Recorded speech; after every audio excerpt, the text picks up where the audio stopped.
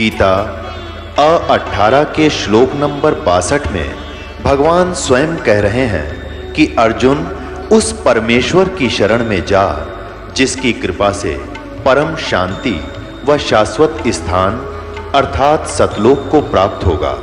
वो परमेश्वर कौन है, कहां है, कैसा है, जानने के लिए कृपया अवश्य सुनिए जगत गुरु तत्वदर्शी संत रामपाल जी महाराज के अमृत वचन।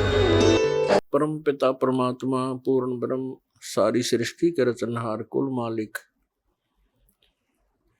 कबीर देव कबीर साहब अल्लाहु अकबर जी की असीम कृपा से आप पुण्यात्माएं सत्संग सुनने के लिए उपस्थित हुए।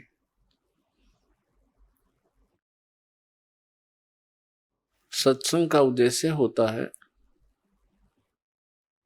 कि इस भूले हुए प्राणी को परमात्मा की याद ताजा की जाए। सत्संग के अंदर ज्ञान कराया जाता है कि मनुष्य जीवन किस लिए प्राप्त हुआ, मानव जीवन का मूल उद्देश्य क्या है। तो उसमें याद दिलाया जाता है कि महापुरुषों की वाणी प्रमाण के अंदर ली जाती है और वो अमर वाणी जो परमात्मा स्वयं आकर के यथार्थ ज्ञान हमें सुनाते हैं, जिसको गीता जी अध्याय नंबर 4 के श्लोक 32 में सच्चिदानंद घन ब्रह्म की वाणी कहा है, कबीर वाणी कहा है।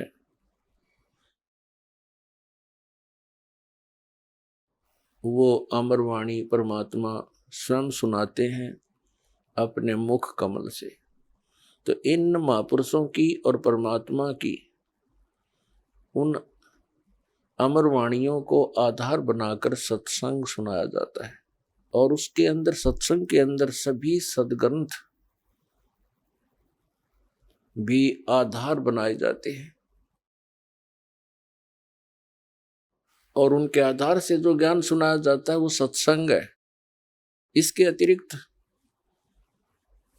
अन्य कोई वचन सुनाते हैं, प्रवचन सुनाते हैं, सत्संग करते हैं और वो हमारे पवित्र सद्ग्रंथों से या उन महापुरुषों की अमर वाणी से या परमेश्वर कबीर जी की अमर वाणी से मेल नहीं खाते हैं, तो वो सत्संग नहीं है, क्योंकि उनके अंदर सत्य नहीं है, सत्य का अभाव है। सबसे पहले सत्संग के अंदर ये जानकारी दी जाती है, मानुष जन्म पायक नहीं रटे हरि नाम, जैसे कुआं जल बिना बनवाया क्या काम।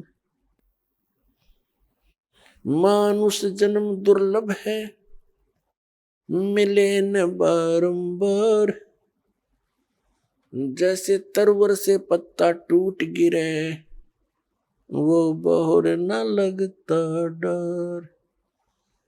परमात्मा पूर्ण ब्रह्म सत्य पुरुष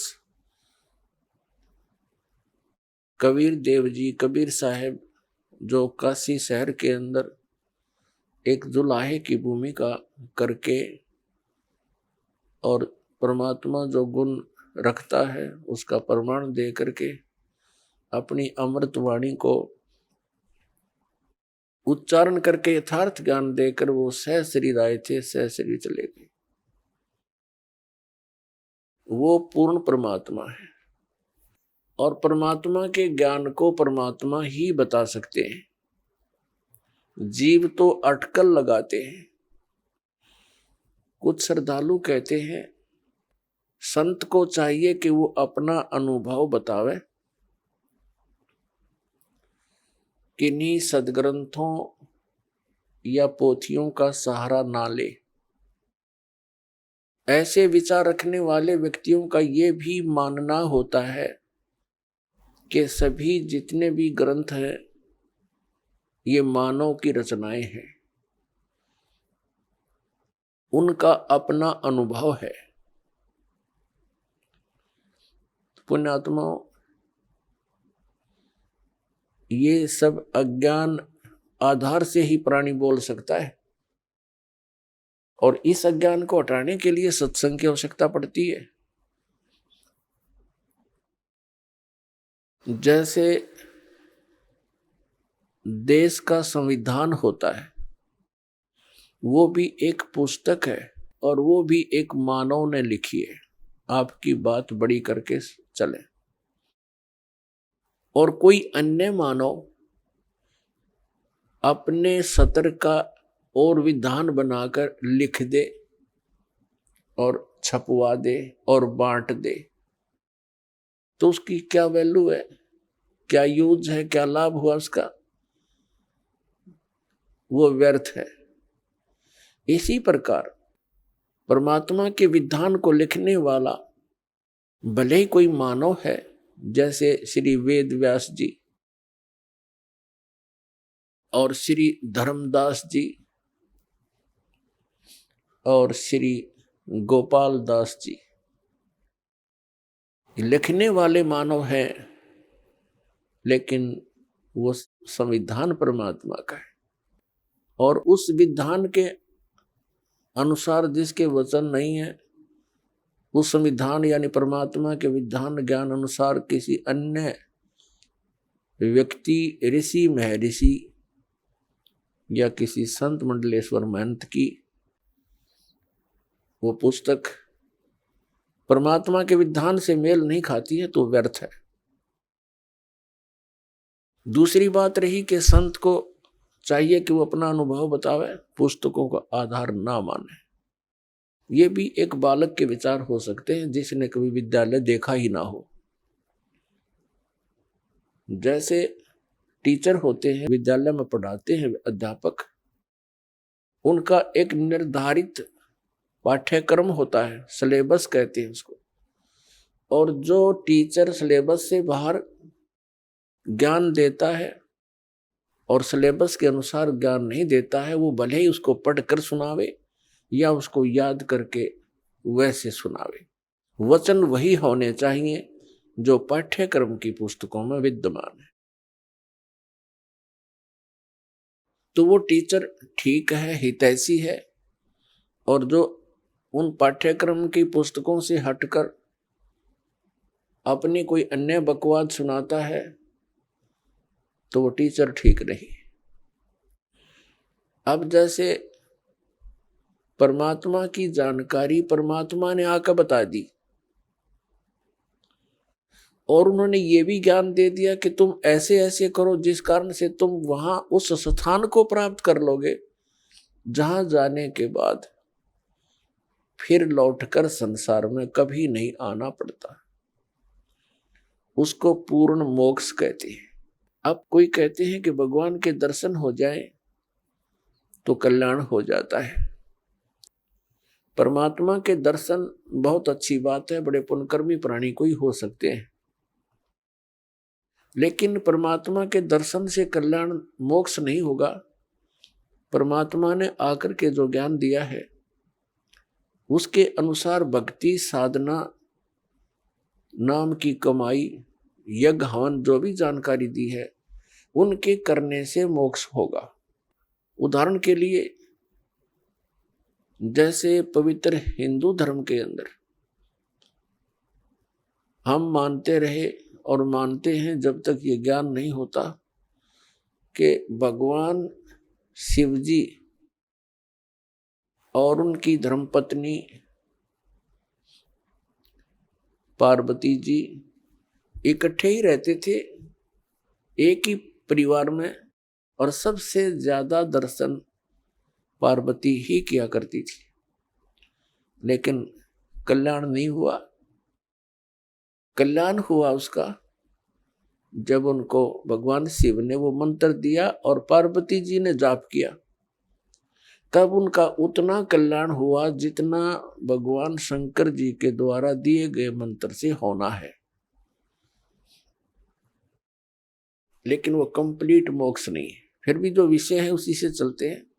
कहने का भाव ये है कि भगवान के दर्शन पुण्यकर्मी प्राणी को ही होते हैं, लेकिन संत जो बताते हैं, परमात्मा जो ज्ञान देकर जाते हैं, उसके अनुसार साधना करने से ही मोक्ष होगा।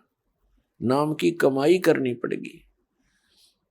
कुछ एक ऐसे सिरफरे संत हैं, वो ये कहते हैं नाम की कमाई कुछ काम नहीं करे, नाम का जाप करने की कोई आवश्यकता नहीं, सतगुरु पार कर देगा। वो टीचर नहीं, वो दुश्मन है विद्यार्थियों का, जो विद्यार्थियों को ये कहता है कि तुमने पढ़ने की आवश्यकता नहीं, टीचर पास कर देगा।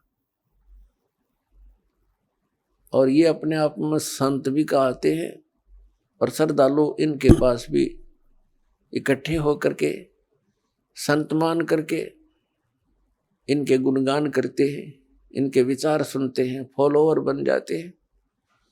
इसका कारण क्या है कि हमें बिल्कुल ज्ञान नहीं है अध्यात्म का, और जब तक हमें अध्यात्म ज्ञान नहीं होगा, ये संत हमारा ऐसे ही अंडोला बनाए रखेंगे। किसी ने 4 अटपट बातें अलग से कर दी, हमने ऐसा लगेगा कि ये पूर्ण संत है। तो दास का उद्देश्य है कि आप जी को अध्यात्म ज्ञान से इतना परिचित करवा दूं कि आप किसी से भ्रमित ना हो सके।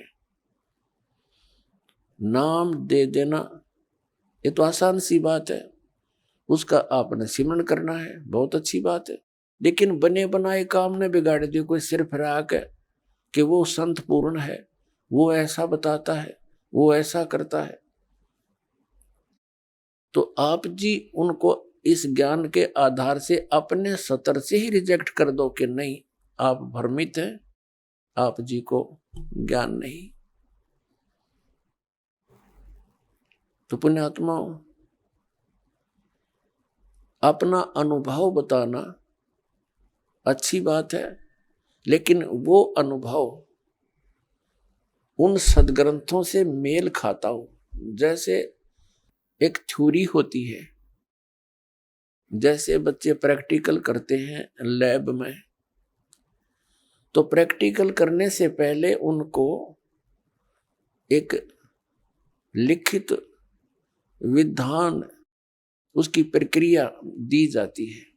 फिर बच्चे उनको पढ़ते हैं कि कौन सी कैसे कैसे करना है, उसको पढ़कर फिर वो प्रैक्टिकल करते हैं।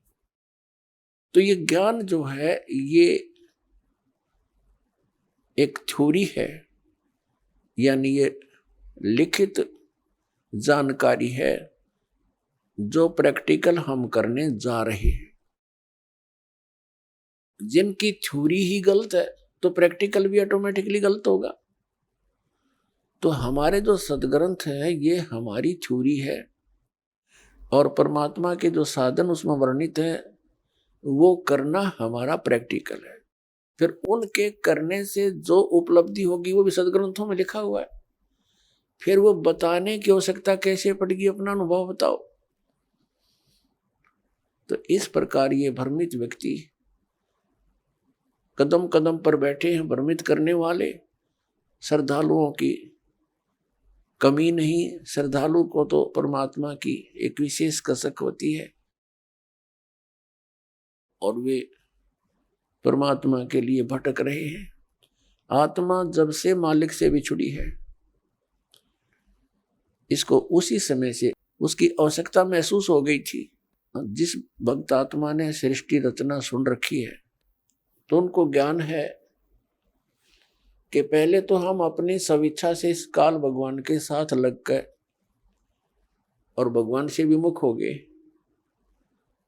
और जिसमें ये प्रकृति दुर्गा देवी जी इस काल भगवान के पास छोड़ी गई, उसी समय से इस काल ने हमारे साथ दुर्व्यवहार प्रारंभ कर दिया, और उसी दिन से और आज तक हमें सिवाय परेशानी के कुछ नहीं मिला। तो उसी समय इसको महसूस हो गया था, इस दुर्गा को पुकार की थी, भगवान मुझे बचा ले। अपने पैर पे कुआड़ा मार के हम यहाँ आए हैं और पुकार करते हैं भगवान बचा ले। अभी तक हम उस भगवान से प्रार्थना करते रहे जो हमें दुखी तो कर सकता है, सुखी नहीं कर सकता। वो कौन है? ये ब्रह्म है, ज्योति निरंजन काल है, जिसके लोक में हम यहां रह रहे हैं। और इसके 3 पुत्र हैं, रजगुण श्री ब्रह्मा जी, सतगुण श्री विष्णु जी और तमगुण श्री शिव जी। हम इनसे भी अर्ज करते हैं हमारी रक्षा करो। ये अपनी रक्षा नहीं कर सकते क्योंकि ये सक्षम नहीं है, ये समर्थ नहीं है। ये भी अपने कर्म के दंड को ही भोगते हैं और इनको इतना ही अधिकार दिया हुआ है कि जो जैसे कर्म करेगा वैसा ही फल तुम दे सकते हो, इससे हटकर आप कुछ नहीं कर सकते। ये केवल हमें अपना किया कर्म ही दे सकते हैं और ये काल भगवान के अधीन है, ये विवश हैं और अपने ही ये भाई बहन हैं। इनकी पिछले पुण्य कर्म अधिक है, इनको उच्च पोस्ट प्राप्त मिल गई इस ब्रह्मांड की। लेकिन ये आपके साथी हैं, दुश्मन नहीं।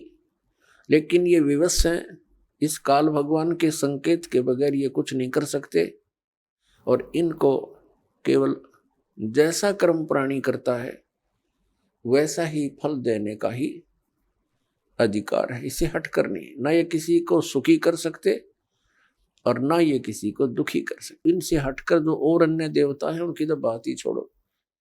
तो कहने का भाव ये है कि जब से हम भगवान से बिछड़े हैं, संकटों को झेल रहे हैं, मां कष्ट उठा रहे हैं और ऐसे ही तड़प तड़प कर हम शरीर त्याग जाते हैं और हम भगवान से पुकारते भी रहते हैं, सुनाई बिल्कुल नहीं होती है। जो कष्ट आना है आ ही जाता है। तो हम किस भगवान से पुकार करते हैं जो सुख दे ही नहीं सकते? और जो भगवान हमें सुख दे सकता है, हमारे प्रारब्ध के अंदर यानी किस्मत में लिखे हुए पापों को नाश कर सकता है, क्योंकि पापों के नाश होने से ही सुख हो सकता है जीव को। तो उसकी हमें जानकारी नहीं, उसका ज्ञान नहीं, क्योंकि इस काल ने अपने बहुत से एजेंट तैयार कर रखे हैं जो संत कहलाते हैं, महंत कहलाते हैं। मंडलेश्वर आचार्य और शंकराचार्य कहलाते हैं। इन्होंने पूरे मानव को भ्रमित कर दिया और साथ में ये काजी और मुल्ला और पीर और ये ईसाई धर्म के फादर, ये सब भ्रमित हैं। इनको किसी को भी अध्यात्म पूर्ण ज्ञान नहीं। ये सब काल के एजेंट हैं, इस ब्रह्म के ही पुजारी हैं और हमने पूजा करनी है परम अक्षर ब्रह्म की। वो परम अक्षर ब्रह्म ही सब पापों को नाश कर सकता है और जब तक पाप नाश नहीं होगा जीव सुखी नहीं हो सकता। तो पुण्यात्मा, सत्संग के अंदर सर्वप्रथम तो ये याद दिलाई जाती है कि मनुष्य जीवन किस लिए प्राप्त होता है। मनुष्य जीवन के कार्य का वास्तविक ज्ञान हो जाता है कि हमने क्या करना चाहिए, इससे मोक्ष प्राप्ति का प्रयत्न करना चाहिए। कल्याण के लिए सबसे अधिक प्रयत्न करना चाहिए। तो उसके बाद आवश्यकता पड़ती है कि गुरु पूरा हो। तो गुरु पूरे से फिर आपका काम चलेगा। इसमें मुख्य ये 2 कड़ी होती है। प्रथम, पूर्ण संत की प्राप्ति होने पर ही आपको सत्संग प्राप्त होगा और सत्संग से ये ज्ञान होगा कि मनुष्य जीवन किस लिए मिला था। तो फिर आपका कल्याण बहुत आसानी से हो जाएगा। तो पुण्यात्मा, जो संपूर्ण ज्ञान है, संपूर्ण अध्यात्म ज्ञान है, ये पूर्ण संत ही बता सकता है। अब जैसे परमात्मा ने कहा है कि मानुष जन्म पाय कर नहीं रटे हरि नाम, जैसे कुआ जल बिना बनवाया क्या काम। परमात्मा ने मनुष्य जीवन की आवश्यकता कितनी बताई है कि जो व्यक्ति, जो प्राणी मनुष्य जीवन प्राप्त करके परमात्मा का नाम जाप नहीं करता, उसकी भक्ति साधना नहीं करता, वो तो ऐसा है जैसा जल रहित कूप होता है, वेल विदाउट वाटर, बिना पानी का कुआं। उसका नाम कूप अवश्य है जिसमें जल नहीं, लेकिन गुण कूप के नहीं। ठीक इसी प्रकार जो व्यक्ति परमात्मा की भक्ति नहीं करते तो वो ऐसे हैं जैसे जल रहित कूप। उसका नाम मनुष्य अवश्य है लेकिन गुण मनुष्य के नहीं हो सकते। उसके लिए सत्संग की आवश्यकता पड़ती है, और सत्संग के अंदर ये याद दिलाया जाता है कि परमात्मा की भक्ति किस लिए करें। परमात्मा की भक्ति इसलिए करें कि परमात्मा याद दिलाते हैं, साहेब से चितला ले रे मन गर्भ गुमानी। साहेब में भगवान से, परमात्मा से चितला, विशेष कसक बना भगवान की तरफ। अरे मन गर्भ गुमानी, हे अभिमानी मन, परमात्मा की तरफ लग जा। क्यों लग जा, किस लिए, क्या कारण है? ना लगने से क्या हानि है, लगने से क्या लाभ है? ना भी कमल में नीर जमा, तेरा दीना मैल बनाए। नीचे जठरा अग्नि जले थी, वहां तेरी करी सहाय। नीचे शीस चरण ऊपर को वो दिन याद कराए। दांत नहीं जब दूध दिया था, अमी महारस खाए। बाहर आया भरम बुलाया, बाजे तोर सनाए। तू ही तो छोड़ दे, अब चला अधम किस राय। दाई आई घुटी प्याई, माता गोद खिलाए। तू ही तो छोड़ दिया, इब चला अधम किस राय। अब क्या बताते हैं परमात्मा कि जब तू मां के गर्भ में था, एक विशेष संकट को झेल रहा था। नीचे को सिर था, ऊपर को पैर तेरे। और जब आपत्ति आती है, यह प्राणी परमात्मा को याद अवश्य करता है। मां के गर्भ में इस प्राणी को पूरी चेतना होती है कि मैं किस कारण से इस जेल में फंसा हूं।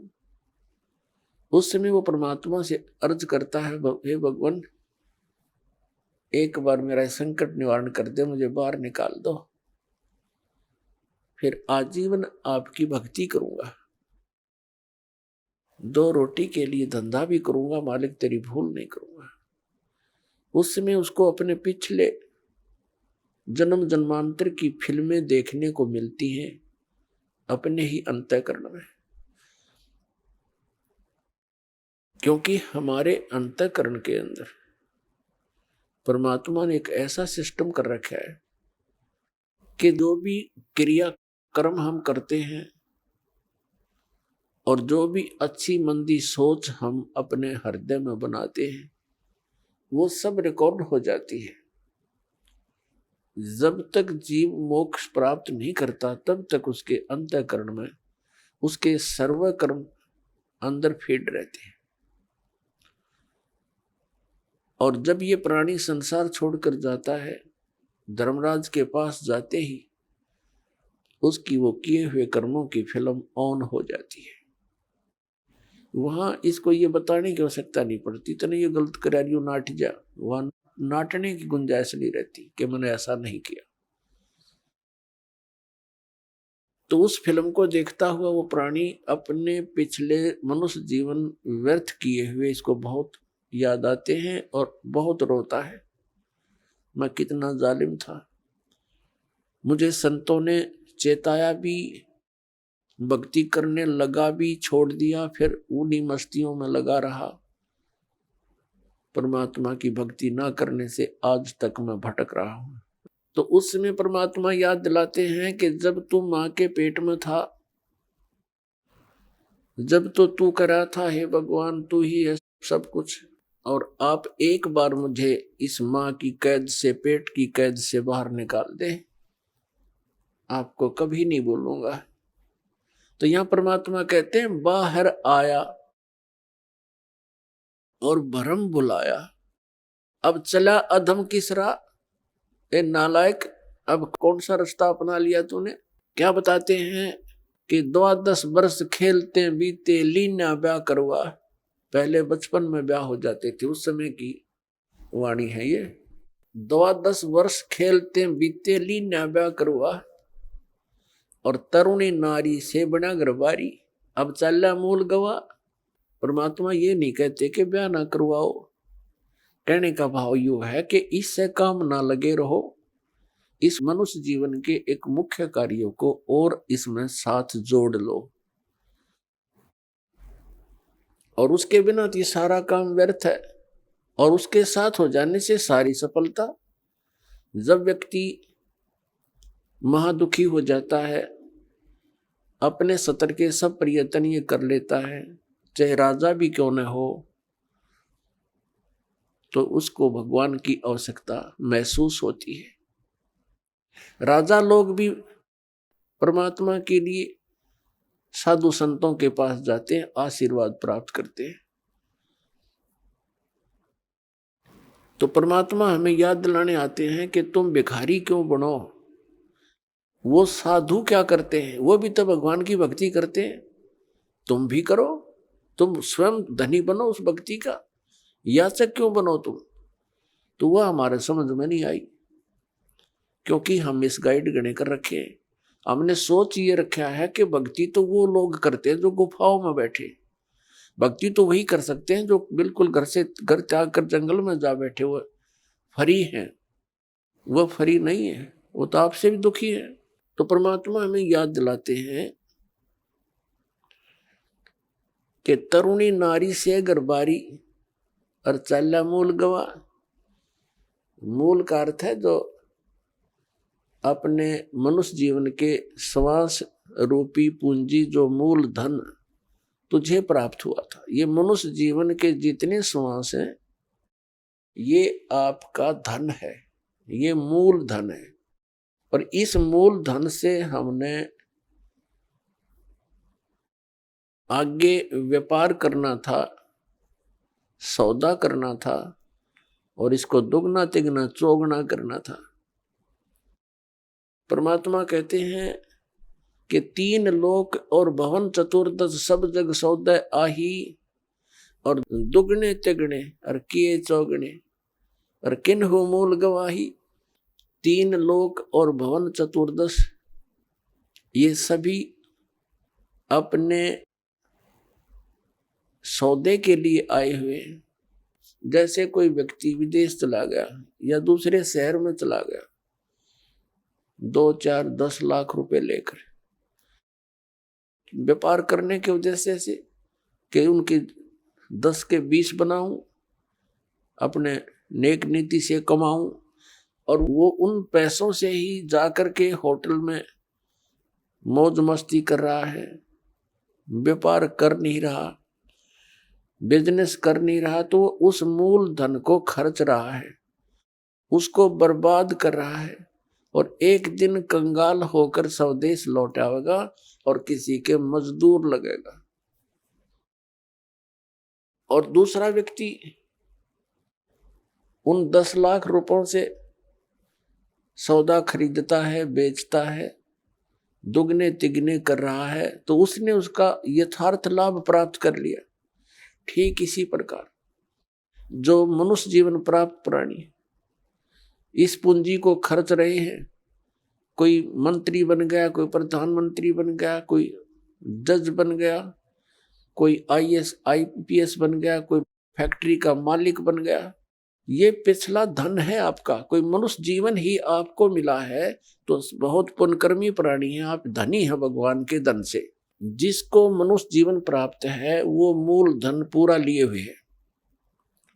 बाकी ये उच्च पोस्ट प्राप्त हो जाना, राजा बन जाना, ये उस भक्ति धन का एक एक्स्ट्रा आइटम है।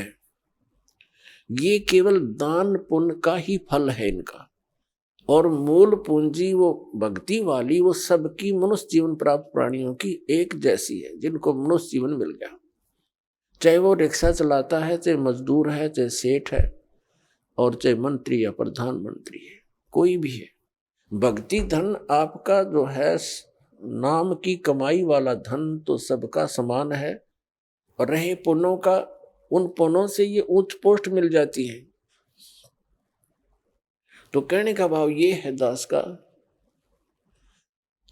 कि जो इस मनुष्य जीवन के इस मूल धन से फिर से अपनी कमाई शुरू कर देता है, परम संत की शरण से उपदेश प्राप्त करके फिर अपने उस दैनिक कार्य के साथ साथ ये भी एक मजदूरी करता है, तो वो दुगने तिगने और चौगने बना रहा है अपने मूल धन के।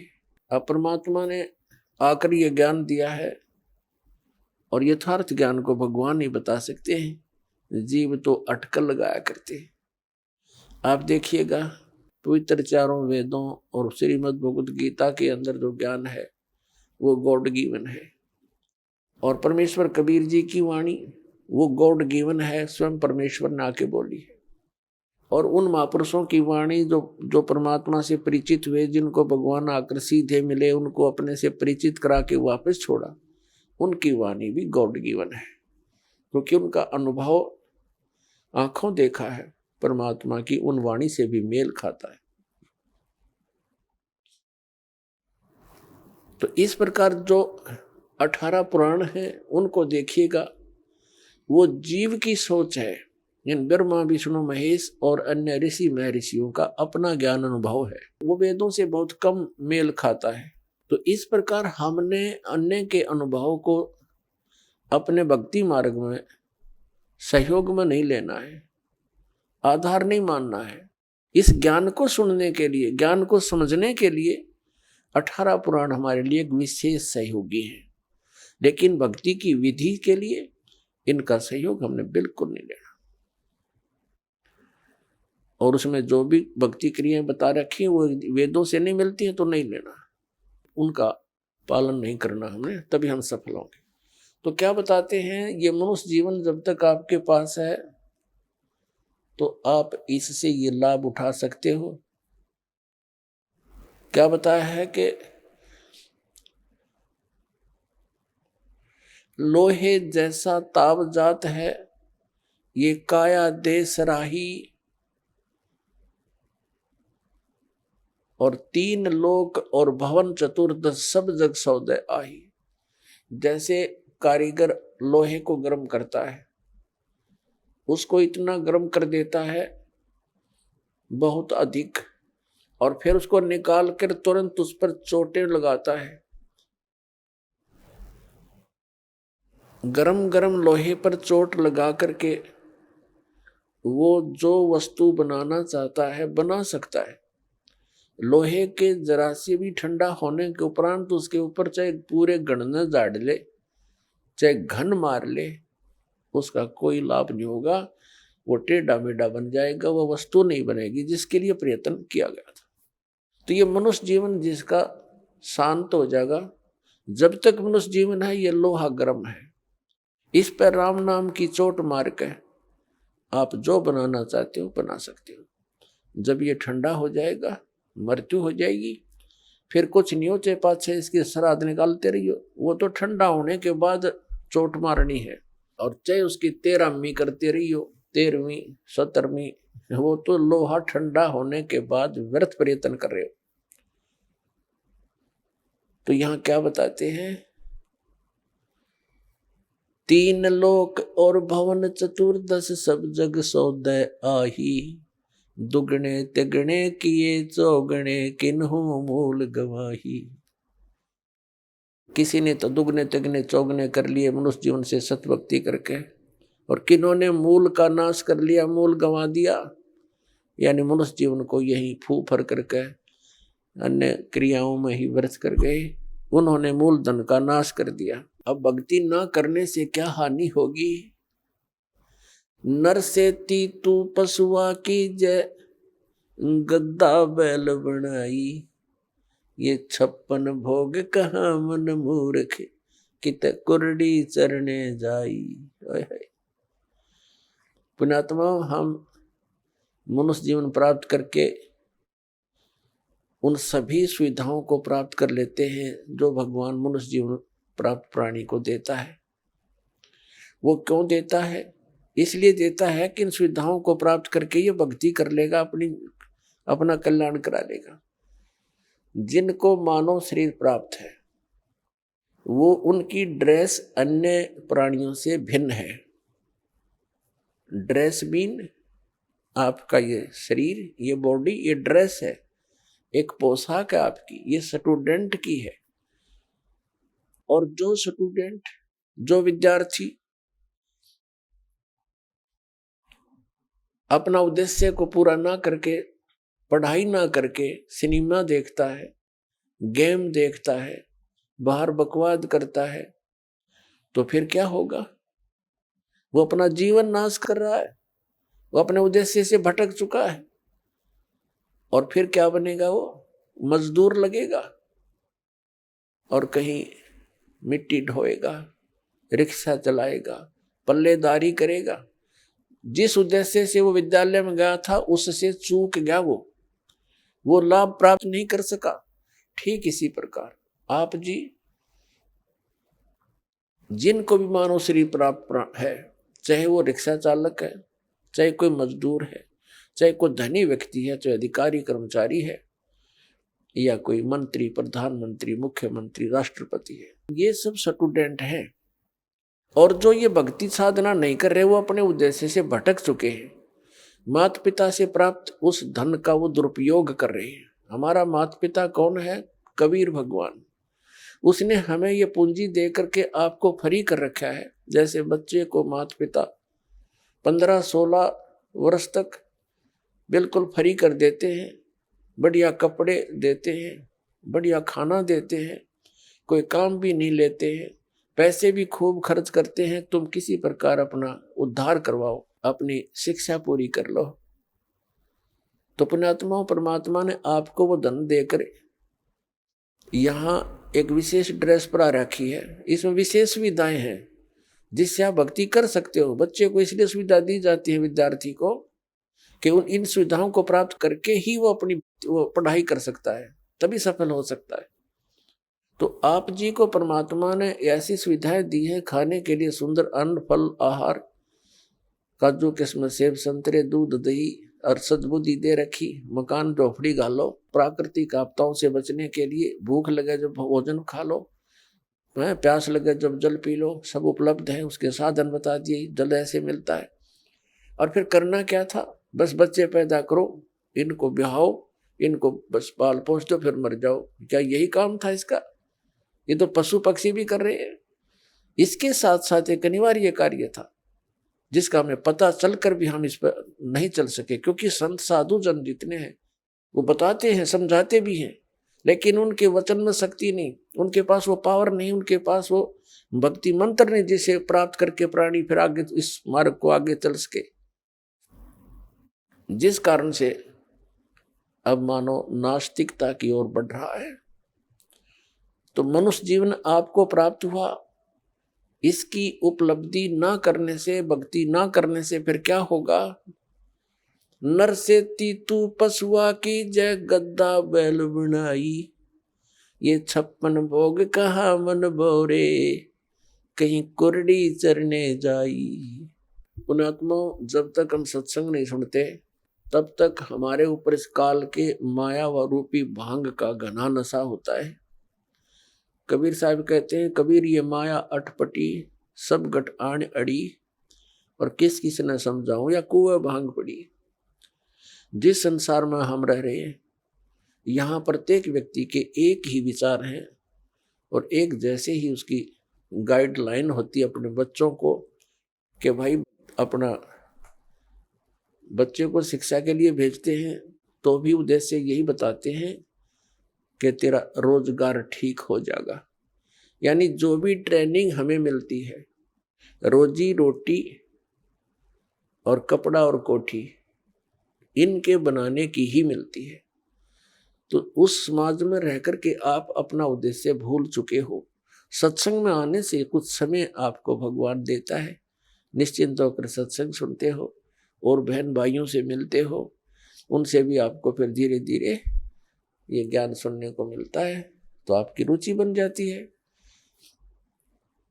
तो परमात्मा क्या बताते हैं कि आप मनुष्य जीवन प्राप्त हो, आपको कितनी सुविधा प्राप्त है। जब भूख लगती है खाना खा लेते हो, प्यास लगती है पानी पी लेते हो, गर्मी सर्दी से बचने के लिए मकान बना लिए। ये वैसे मकानों की आवश्यकता हमने इतनी चाहिए थी कि आवश्यकता से अधिक ना बनाए इनको। ये हमारा भक्ति बाधक है।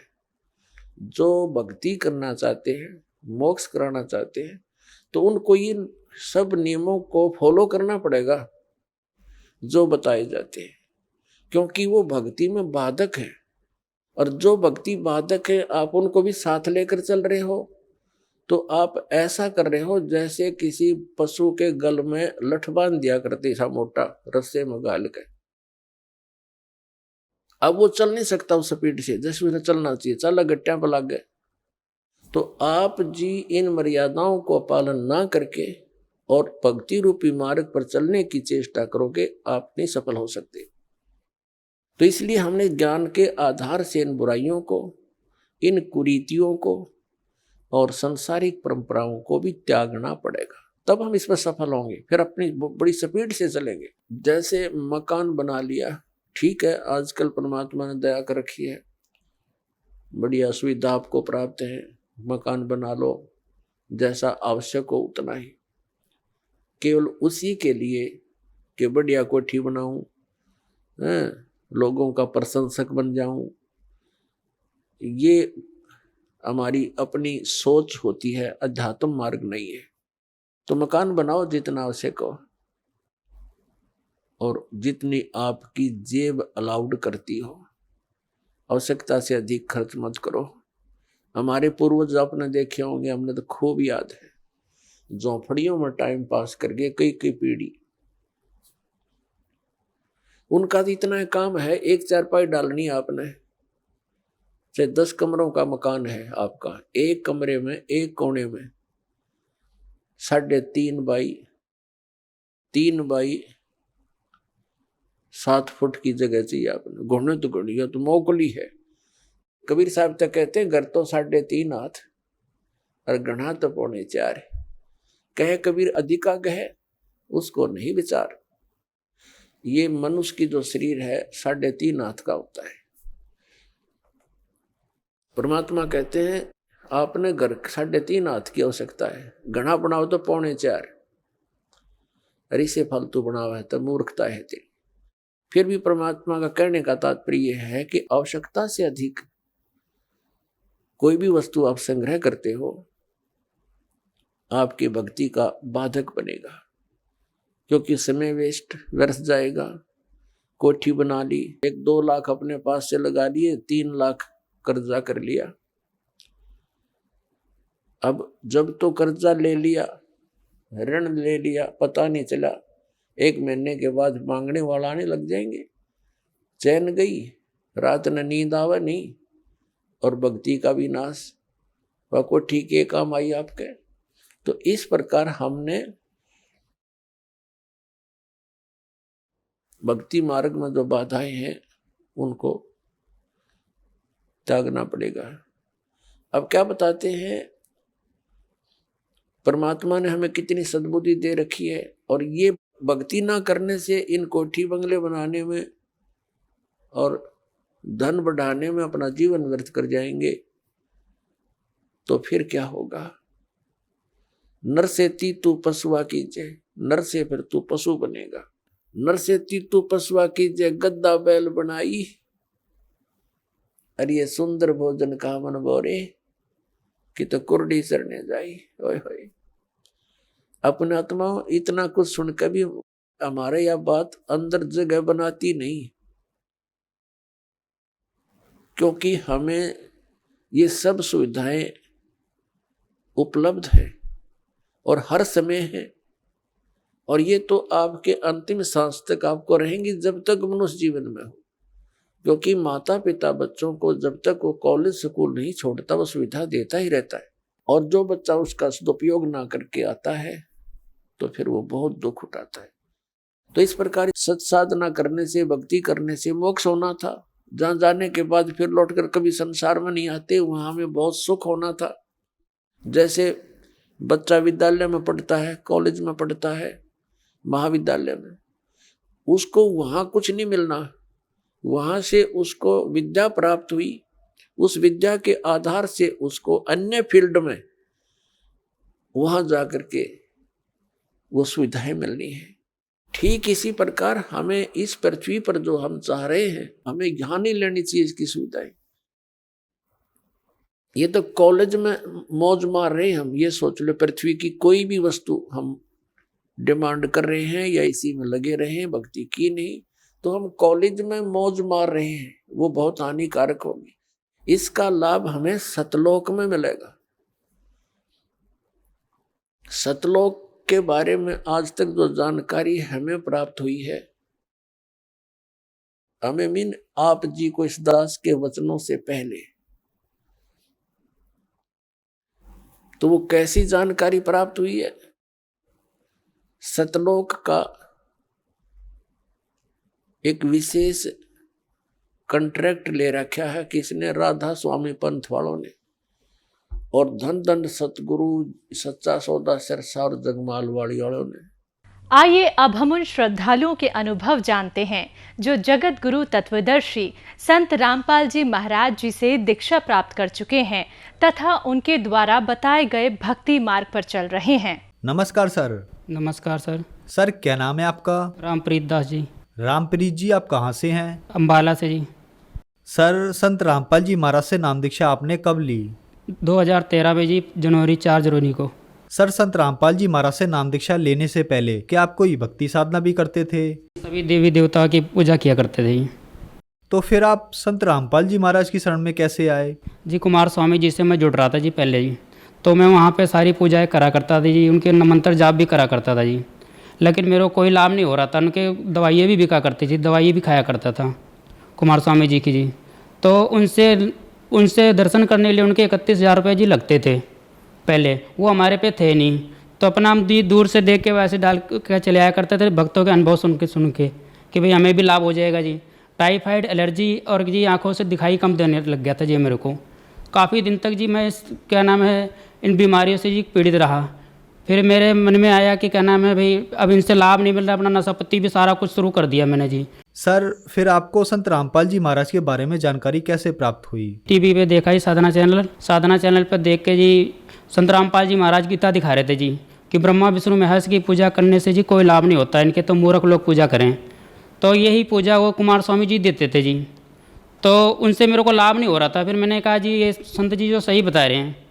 फिर मैंने इनका सत्संग काफ़ी दिन तक देखता रहा जी। फिर ये बताने लग गए जी विश्व के अंदर एक चतुर्दशी संत एक ये दास आएगा जी, उन्होंने बताया जी इस चीज़ को। संत रामपाल जी महाराज का ये सत्संग देखता रहा काफ़ी दिन तक। मेरे मन में आया जी कि इनसे नाम भी ले रखा कुमार स्वामी जी से और कोई लाभ भी नहीं मिल रहा है, ठीक है नहीं जी। और मेरे को बीमारी जो कि है तो विश्वास नहीं हो रहा, संतों से विश्वास खत्म हो गया था जी।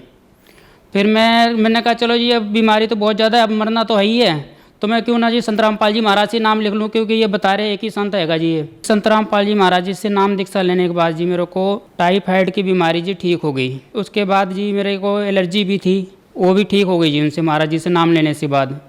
फिर उसके बाद मेरे को जी आंखों से दिखाई भी कम देने लग गया था, वो भी ठीक हो गया जी। परमात्मा की दया से जी मेरी सारी बीमारियाँ ख़त्म हो गई जी। जो मेरे को टाइफाइड, एलर्जी ये बीमारियाँ थी जी, आंखों से दिखाई कम देता, ये बीमारी है जी ठीक हो गई, जो कि मैंने कई डॉक्टरों को भी दिखाया, सिविल हॉस्पिटल अम्बाला शहर से जी इसकी दवाई भी ले रहा था मैं, जो कि कुमार स्वामी जी से नाम लेने पे मेरे को कोई लाभ नहीं हो रहा था जी। तो फिर मेरे जो पत्नी थी जी कंचन जी, उनको भी काफ़ी बीमारियाँ रहती थी और काफ़ी व्रत रखा करते थे जी वो। फिर मैं उनसे कहने लग गया जी आप मेरे गुरुजी संत रामपाल जी महाराज से नाम दीक्षा ले लो, आप ठीक हो जाओगे। कोई संतान नहीं थी, हमारे 4 साल हो गए थे शादी को जी। बच्चा होता था जी ख़त्म हो जाता गर्भ के अंदर ही, प्रेत जो था वो मार देता, प्रेत बाधा थी इनको जी। फिर उन्होंने जब जहर फैल गया शहर का, वो बच्चा मार दिया जी उन्होंने प्रेतों ने। फिर क्या नाम है उसके शहर में शरीर में जहर फैल गया जब जी, तो उनको फिर क्या नाम है यहाँ से पंडितों पे ले गए जी दिखाने के लिए। पंडितों ने जवाब दे दिया, कह रहे 200-300 भूत आएंगे जी इसके ऊपर, तो इतनी जल्दी नहीं ठीक होंगे। वो घरवालियों का मैंने कहा जी आप संत रामपाल जी महाराज के शरण में चलो, मेरे गुरु जी के शरण में, असल बात से सही हो जाओगे। वो कहने लगे जी मैं वहाँ नहीं जाती, उतना बड़ा संत इस पृथ्वी पर नहीं है, वो ये चीज़ बोली। फिर मैंने कहने लग गया अभी और कोई शरण और जगह नहीं। फिर उसके जहर काफ़ी फैल गया। फिर साथ में जो बंदे रहते अपना घर छोड़ कर दूसरे घर में रहने लग गया मैं, क्योंकि वो ऐसे वो करती थी। फिर वहाँ रहने लग गया जी। वहाँ से फिर क्या नाम वो भी बोलने लग गया कि आपको भूत प्रेत की बाधा है। फिर ज़्यादा पीड़ित हो गया। फिर मैं उसको बस मैंने कहा भाई कोई और शरण बची नहीं है जी, आप तो अभी मेरे बस का नहीं है आपको देखना। फिर वो कहने लग गया जी चलो भी। फिर मैं बस में लिटा के लेकर गया बरवाला जी आश्रम में। फिर 4 भगतमतियाँ थी, उसको उठा के लेकर गए संत रामपाल जी महाराज के पास। संत रामपाल जी महाराज मेरे पत्नी के पास आ गए जी। वो कहने लगे, सिर पे हाथ रखा और कह रहे मेरे बच्चे को क्या हो गया है, कहाँ है मेरा बच्चा, कहाँ रह गया था। इतना कहा, वो सर पे हाथ रखते ही वो ठीक हो गए जी। ठीक हो गए। फिर वो मैं लाइन में लगा, वो दौड़ती जा रही नाम दीक्षा लेने को, कह रही मैं नाम लेने जा रही हूँ। मैंने कहा जी आप ठीक कैसे हो गए, आपको तो 4 जने अभी लिटा के लाए थे। वो करे जी गुरु जी कह रहे भाई कि क्या नाम है आप ठीक हो, नाम ले लो, आपके ऊपर तो भी परमात्मा की रजा है। तो अब मैं नाम दीक्षा लेने जा रही हूँ। उसके बाद वहाँ से जब नाम दीक्षा लेकर आए तो घर पे आए तो वो शेरा वाली माता जो हैगी 8 अंध लिए ऐसे खड़ी और क्या नाम है वहाँ कहने लगी कि भैया आपको तगड़ा मिल गया है, आपने हमें छोड़ दिया, ठीक है नहीं। तो वो कहने लगी जी मेरे को इसके बारे में नहीं पता, आप मेरे गुरु जी से बात कर लो। परमात्मा की तस्वीर की तरफ ऐसे इशारा करा, वो शेरा वाली गायब होगी। उसके बाद कुदरती परमात्मा की दया से जी काफ़ी तक हमारे संतान नहीं थी। फिर संत रामपाल जी महाराज के आश्रम में गए जी। हमारे यहाँ घर पे जब बच्चे नहीं थे, हमारे पत्नी हमारी रोया करती थी जी, क्योंकि लोग ऐसे ऐसे ताने देते थे। फिर संत रामपाल जी महाराज ने सर पे हाथ रखा, कहा मेरे को पता नहीं है कि मेरे बच्चे को क्या तकलीफ है। तो कहने लगी ना गुरुजी मैं तो रो नहीं रही थी। करे बेटा आश्रम में भी रो रही थी तो घर पे भी रोती है, आपके बच्चा नहीं क्या पता नहीं जी मेरे को। वो कहने लगी हाँ जी। तो वो और आशीर्वाद दिया परमात्मा के पेट में अच्छा होने वाला हुआ। फिर काफ़ी बीमार हो गई वो। काफ़ी बीमार होने के बाद में फिर संत रामपाल जी महाराज एक खिड़की से आए और उसके सर पे हाथ रखा, कहे बेटा तू ठीक हो जाएगी, कोई बात नहीं, घबराइए मत, मैं तेरे साथ में हूँ और ठीक है ना। आप क्या नाम है आप अपने पति को दुखी मत किया करो, आपका पति बहुत दुखी होता है। आप कहते हो ये नहीं खाऊंगी वो नहीं खाऊंगी, आप चाहे थोड़ा सा खा लो, बेचारा किसी मेरा काम करके आता है और आप ऐसे ऐसे बोलते हो उसको, ठीक है ना जी।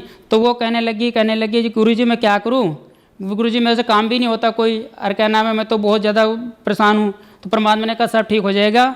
सर पे हाथ रखा और कह रहे बुखार बहुत ज़्यादा रहा करता जी, कुछ खाते भी नहीं थे। तो उन्हें सर पर परमात्मा ने हाथ रखा संत रामपाल जी महाराज ने और वो ठीक हो गई। ठीक होने के बाद में शाम को जब आया मैं काम से तो उन्हें खाना खुना सारा बना के रखा। मैं घर पे आके मैंने कहा जी आज कितने खाना खुना बनाया। कहने लगे जी मैं बनाने लगी, मैं ठीक होगी। मैंने कैसे ठीक होगी, कह रहा संत रामपाल जी महाराज खिड़की से आए और मेरे सर पे हाथ रखा और मुझे ठीक कर दिया जी। और उन्होंने बताया दवाई लेने की कोई ज़रूरत नहीं है। मैंने कहा जी अच्छा जी। फिर मैं थोड़े दिन के बाद अपना ऐसी परमात्मा की दया चलता रहा। फिर मेरे यहाँ गुड़िया हुई तो मेरे मन में आया कि मेरे गांव के सारे, क्योंकि परमात्मा का नाम लेने के बाद में सारे साथी छोड़ गए थे मेरे को, नशा पत्ती वगैरह वाले सारे यही सब रहा करते थे, ये सारे छोड़ गए थे। फिर थोड़े दिन में 1.5 साल भी नहीं हुआ भगतमती को जब बच्चा रह गया तो परमात्मा ने फिर दर्शन दिया। ऑपरेशन होने वाला था उसका, तो परमात्मा ने दर्शन दिया, कह रहे बेटा घबराइए ना, मैं तेरे साथ हूँ, ठीक है नहीं। फिर उसके बाद वो थोड़े दिन के बाद वो लड़का हुआ जी एक। तो लड़का हुआ 15 दिन का हुआ होगा। तो 15 दिन का हुआ होगा तो फिर उसको क्या नाम है, मैंने कहा जी मैं बहुत दिन हो गया मैं परमात्मा की तारीखों पे नहीं गया। मैंने कहा मैं तारीख पे जा रहा हूँ जी गुरुदेव के दर्शनों के लिए। वो कहने लगी चलो जाओ आप मेरे साथ परमात्मा है। वो जब यूँ कहने लगी तो मैं अपना चला क्या नाम है तारीख पे चला गया। इतने बजे 11 बजे करीब परमात्मा संत रामपाल जी महाराज दरवाजे से आए और भगतमती के जूड़ी और लड़के को भी बहुत ज़्यादा हो गई थी। जो लड़का हुआ था उसको भी बहुत ज़्यादा बुखार हो गया, बहुत ज़्यादा काँप रहे थे दोनों। तो 11 बजे का समय था, तो आके क्या नाम है इन्होंने रजाई ओढ़ के और ऐसे मुंह ढाक के सो लिया। तो कोई पैर दबाने लग गया, ऐसा उनको महसूस हुआ कि पैर दबा रहा है ज़ोर ज़ोर से। तो जब उन्होंने मुंह उघाड़ के देखा तो देखा कोई भी नहीं था। फिर उसके बाद मुंह ढक लिया। फिर उसके बाद उन्होंने देखा क्या नाम फिर पैर हाथ सारा दबाने लग गया। फिर उन्होंने उठ के बैठ गई, देखने लगी अभी कौन आया, क्या नाम है ये ऐसा, मेरा पति तो चला गया, क्योंकि उठ के दरवाज़ा भी बंद नहीं कर सकती थी वो। फिर उठ के जब बैठी वो सामने तो देखी संत रामपाल जी महाराज खड़े हुए हैं दरवाजे पे ही, और कहने लगे बेटा ये मैं तेरे को दर्शन दिया है, और मैं तेरे को कह रहे गुरुजी आप मेरा पैर क्यों दबा रहे हो? कह रहे परमात्मा कह रहे भी तेरे को इसलिए दबा रहा हूँ ना कि भाई ताकि तेरे को विश्वास हो कि मैं स्वयं आया हूँ। आपको मैं स्वप्न दिखाता या ऐसा समझाता तो आप इस चीज़ को नहीं समझ सकते थे कि भाई क्या नाम है महाराज जी ये परमात्मा आए थे। तो इस करके परमात्मा ने दर्शन दिया उनको। फिर बताने लगे जी आज बताओ आपका कौन है, ना माँ है आपका पास, तो आपकी बहन भी चली गई, आपकी लड़की भी चली गई, आपका पति भी चला गया, और आज बता बेटा तेरे को कौन है, तू किसके सहारे है? घरवाली कहने लगी कि मैं आपके सहारे हूँ जी। इस करके कहना है वो सारे चले गए, मेरे को कोई परवाह नहीं। तो परमात्मा कहने इसलिए मैं आया हूँ। तो कहने लगी परमात्मा मेरे को बुखार बहुत तेज है। कह रहे कोई बात नहीं बेटा ठीक हो जाएगा। फिर वो कहने लगी, कह रही कि क्या नाम है गुरुजी जब मेरे पे अभी लड़की हुई थी फिर आपने लड़का क्यों दिया? तो कहने लगी आपके पति के मन में ना दोष आया इस बात का कि जब लड़की हुई आपके पहले तो बच्चा नहीं था आपके, फिर कहना मैं आपके लड़की हुई तो आपका पति रोया मन के अंदर बहुत ज़्यादा कि मेरे एक लड़की और मेरा कोई भी साथी नहीं, अब मेरी लड़की होगी मैं कैसे गुजारा करूंगा, घर का कैसे चलाऊंगा? तो इस करके मेरे को उसका मेरे भगत का दुख देखा नहीं गया, मेरे से लड़का दिया है और ये कहना मैं बहुत जल्दी आपका साथ देगा और बहुत जल्दी बड़ा होएगा। परमात्मा कहने लगे अरे फिर मैंने कुछ किसी से कर्जा भी ले रखा था, मतलब कि मैंने कर्जा उन्होंने अपने आप दिया था मेरे को, पैसे मांगने नहीं गया उनसे, उन्होंने पैसे दिए थे 10-12 हज़ार, तो मेरे को उसकी टेंशन थी। परमात्मा कहने लगे कि इसको उस पैसे की टेंशन बहुत ज़्यादा है, ठीक है ना, इसलिए मेरा भगत किसी से पैसे नहीं लेता, मेरा भगत ये कर्जा था वो अपना कर्जा उतार रहे हैं। 4 साल तक का मैं जीवन बीमा नहीं जमा कर पाया था जी। परमात्मा से ये लाभ मिला जी, जीवन बीमा जो मेरा था 4 साल का जीवन बीमा मैंने दिखाया उसमें, तो कह रहे 4 साल तक का जीवन बीमा जी आपका जमा है, ये लाभ मिले जी मेरे को परमात्मा से। तो परमात्मा की दया से जी चमत्कार ऐसे ऐसे बहुत हुए जी। और तो परमात्मा की दया से जी तब से सही है जी, भगतमती को नाम दीक्षा दिलवाई जब से जी, तब से परमात्मा की दया से वो भी ठीक है। और क्या नाम है घर में कोई अगर हमारे घर में कभी इतना क्लेश रहता था, मियाँ बीवी में लड़ाई झगड़े बहुत होते थे, परमात्मा के नाम दीक्षा लेने के बाद भी ऐसे था। फिर परमात्मा पे अर्जी लगाई, प्रार्थना लगाई जी, प्रार्थना लगाने के बाद आज तक के हमारे घर में कभी भी कोई क्लेश नहीं हुआ। बहुत ज़्यादा लड़ाई हुआ करती, मैं बहुत नशा किया करता था जी, दारू पिया करता था जी, चर्च बड़ी सिगरेट पिया करता था जी, और बीड़ी भी पिया करता था जी, और क्या नाम सिगरेट भी, वैसे सिगरेट भी बहुत ज़्यादा पिया करता, 2-3-4 डिब्बी सिगरेट मैं रोज़ पी जाया करता। मैं दुकान करता था पहले जी, तो मैं बहुत सिगरेट पिया करता। जिस समय संत रामपाल जी महाराज से नाम दीक्षा लेने के लिए भी गया था उस समय सिगरेट की डिब्बी जेब में पा के ले गया था। सर संत रामपाल जी महाराज से नाम दीक्षा लेने के बाद क्या आपका नशा छूट गया? हाँ जी, मेरा नशा बिल्कुल भी छूट गया, और आज बिल्कुल उसके पास जो सिगरेट पीता उसके पास खड़े होने को भी जी नहीं करता, इतनी स्मेल आती है उसके पास से जी। सर जो दर्शक आज आपको देख रहे हैं आप उन्हें क्या कहना चाहेंगे? हम पूर्ण परमात्मा जी संत रामपाल जी महाराज जी आए हुए शास्त्र अनुकूल साधना दे रहे जी, और आप उनसे नाम दीक्षा लेकर जी आप उनसे कहना अपना कल्याण करवाएं जी। सर संत रामपाल जी महाराज से नाम दीक्षा कैसे ली जा सकती है? सर संत रामपाल जी महाराज से शाम को टीवी चैनल पे जी सत्संग आता है उनका, और आप टीवी चैनल पे नीचे पीली पट्टी चलती है जी, उस पर देख के आप नाम दीक्षा ले सकते हैं, फ़ोन नंबर पता करके जी सर। धन्यवाद सर साहब जी।